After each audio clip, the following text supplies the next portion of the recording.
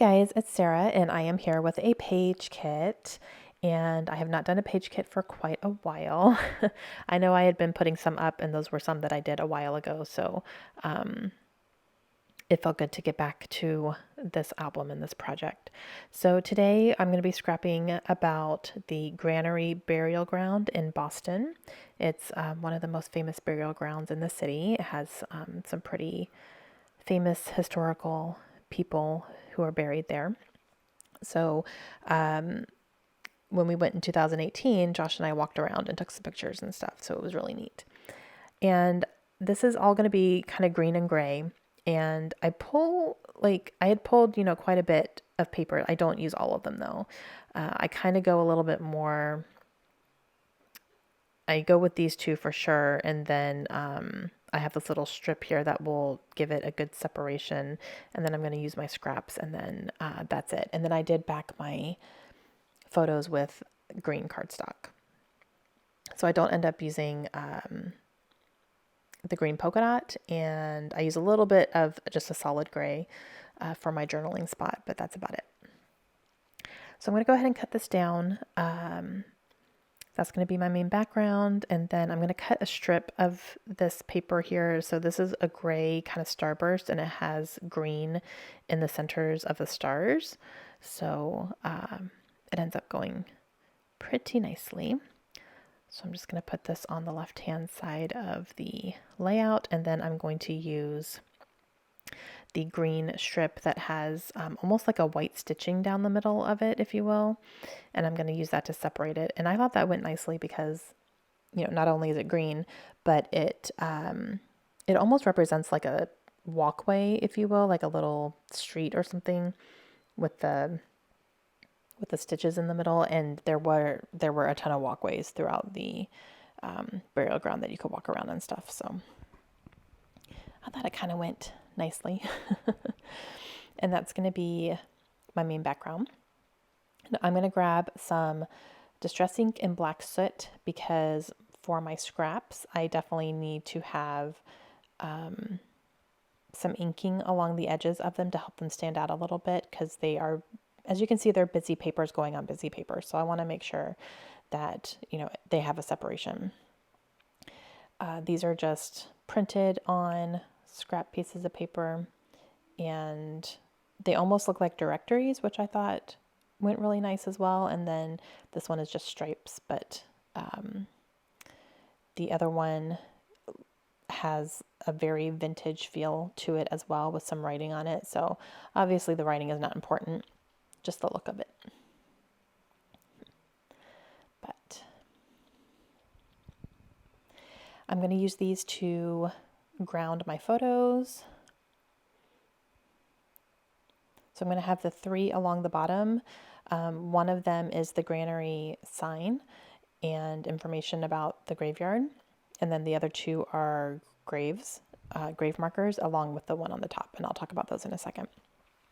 So I'm using these older thickers. These are very old. And as you can see, I don't have all my letters. I don't have any R's. I don't have any A's. I don't have a G, but I'm going to make it work.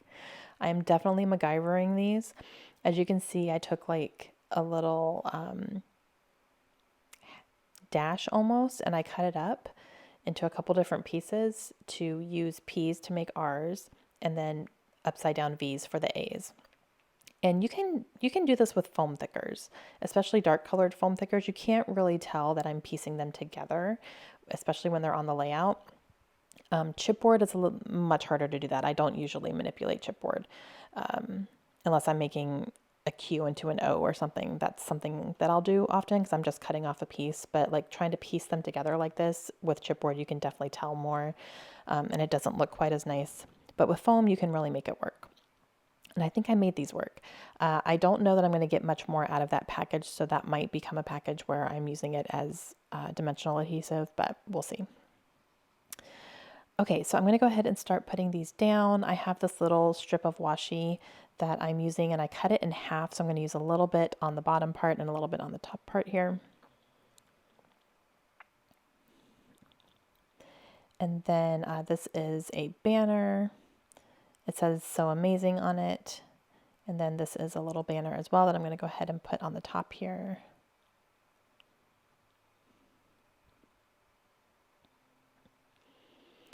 And I'm just trying to see from what I pulled what I'm going to use. I have a couple of these little leaf sprigs, so I'm going to use those along the sides here.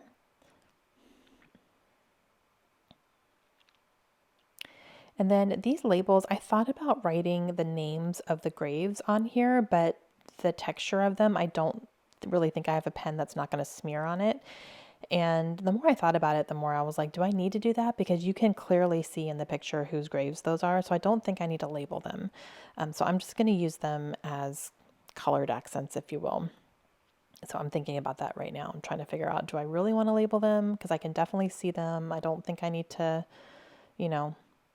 do that. So I'm just going to use them as accents. And plus you can kind of see through them anyway. So even if I did write on them, it might not even come out clearly. So, all right, I'm going to go ahead and put my thickers down here and just piece them all together. And then I'm going to do my journaling. So I'm using this cutout of, it's not supposed to be a grave. It's actually from an old thicker sheet that is like an outline of another die cut. And then someone had told me when I was making these, they made a comment in the video that I did this layout for, or did my scraps, pulling my stuff, my page kits. I can't even talk, guys. Pulling my page kits, someone said, hey, that kind of looked like a grave marker. And I was like, oh my gosh, it did. And so when she said that, I went back and I found it and I put it into the kit because it really does look like a grave marker, even though it's not supposed to be. So that was pretty cool. Layla brought me half a donut. She ate half of it and gave me the other half, my sweet girl. So I traced along the inside of that piece and did cut it out, and then did my journaling in it, and I'm going to put it down here. So the graves that we took pictures of are Paul Revere is the white one. The one next to that, the really big one, is Benjamin Franklin's parents, I believe. He's not buried there. I think he's buried in Pennsylvania, but his parents are buried there. And then the one on the top there is Samuel Adams. So John Hitchcock was actually in that graveyard too, and we didn't take a picture of his grave for some reason. I don't know why.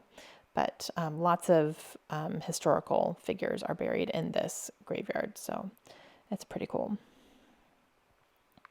So I had a couple of word phrase tiles there. I think one said, let's explore.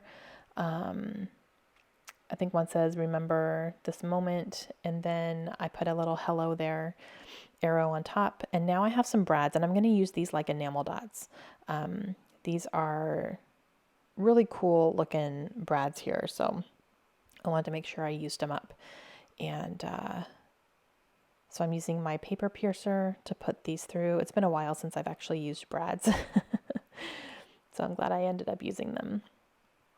And then after I'm done with the layout off camera, I will put washi tape along the back of those on the underside of my layout so that they don't get caught in my page protectors or anything. I'll just throw some washi tape over top of the metal there. And then that's it, guys. That completes my layout. So I'm really happy with this. I used almost everything that I had pulled, which is awesome. And I hope you guys enjoyed it too. So please let me know if you have any questions, and I will see you guys again very soon. Hope you have a great day. Bye.